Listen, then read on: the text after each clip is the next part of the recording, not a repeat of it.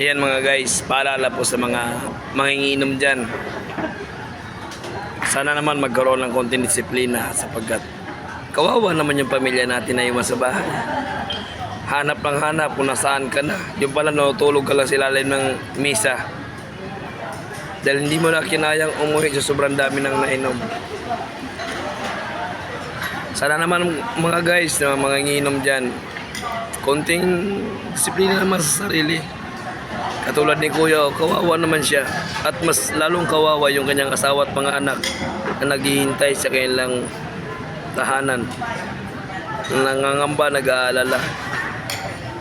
Sana mga guys, kung hindi nyo talaga mapigilan uminom, disiplina rin pag may time. Kasi yung pag-aalala ng mga anak at asawa ay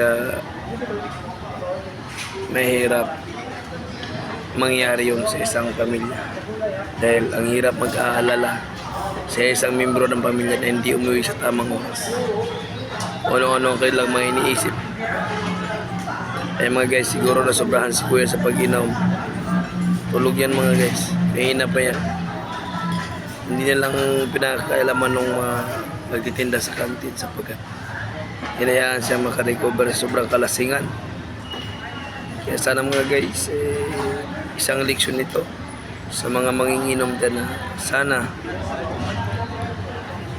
kalkulahin ninyo, estimatein ninyo yung kakayanan ng inyong stamina ninyo kung kaya nyo sagupain ang epekto ng alak. Kaya kailangan kontrolin ninyo kung ano ang inyong kakayanan. Magtira kayo ng lakas ng tuhod upang makauwi sa inyong tahanan, upang may iwasan mag-aala mga anak at ang iyong magulang o iyong asawa. Kaya yan mga guys, sana isang leksyon ito sa mga sobrang mag-inom dyan. Sana magtira kayo ng lakas pang uwi sa tahanan. Dahil ang isang masakit dito mga guys, kung ikaw ay may pitaka, may wallet, may cellphone at nadaanan ka ng eskubador, sigurado mga guys sa ganyang himbing ng tulog, malamang may eskuba ang iyong mga mahalagang gamit sa iyong katawan.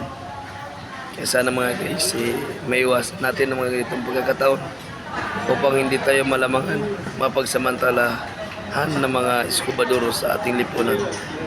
Kaya mga guys, control lang sa pag-inom upang hindi tayo may isahan. Salamat po sa lahat. Sana isang leksyon ito sa lahat ng mga manginginom dyan.